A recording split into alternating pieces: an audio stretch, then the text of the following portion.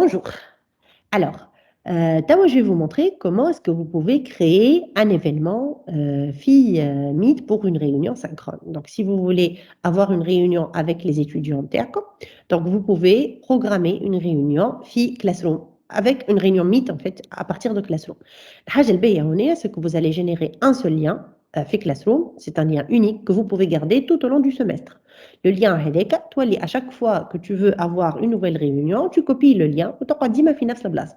Comme ça, on n'a pas besoin de générer un nouveau lien à chaque fois et on peut accéder à la réunion soit à partir de Classroom, soit à partir de votre agenda. Donc, comment est-ce qu'on peut générer un lien unique pour une classe? Donc, c'est très simple.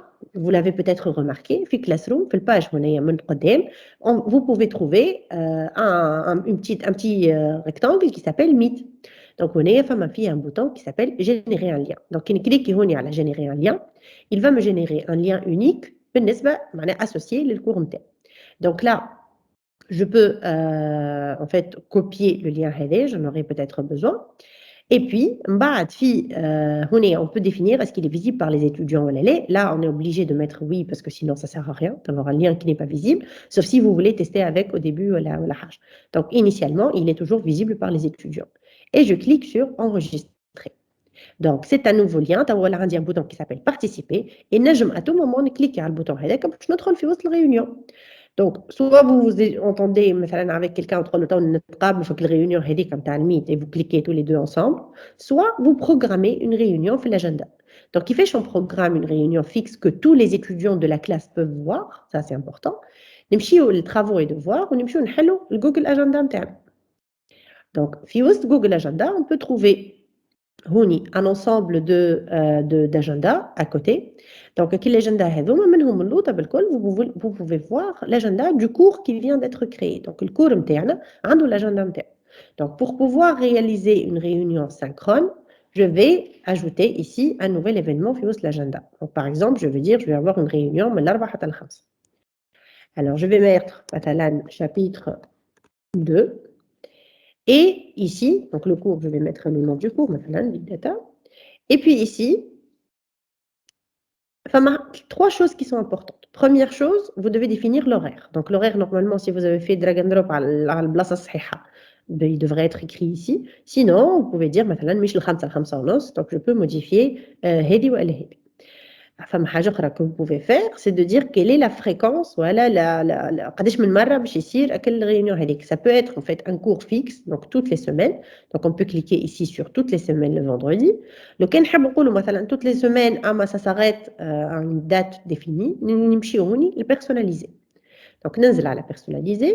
نثبت هنا اللي راهو قال لي ça se répète toutes les une semaine le vendredi. Donc c'est important هوني كان cliquer jeudi باش تولي كل jeudi et vendredi. Donc ça c'est les vendredis et se termine وقتاش. Donc si vous mettez jamais, ça va être une réunion ديما موجودة. احنا ماذا بينا ما تقعدش ديما. Donc je clique sur le et je définis ici une date مثلا le semestre نتاعنا, je sais plus وقتاش يوفى, on va dire le 31 mai. Donc là, il s'arrête ici et les réunions n'auront plus lieu après mai. Donc je clique sur terminer. حاجة ثانية qui est très importante, c'est de définir le calendrier. كان حطيته أنت في الكالندرية par défaut. Le calendrier الأزرق هذايا نتاعي par défaut, c'est le calendrier personnel نتاع le compte UCAR. C'est mon propre calendrier. هذايا les étudiants n'ont pas accès ليه. Si je veux avoir un événement et tous les étudiants du cours peuvent le voir, لازمني نختار le calendrier du cours. Donc عندي le cours نتاعي اسمه test cours, je clique ici, le calendrier est modifié.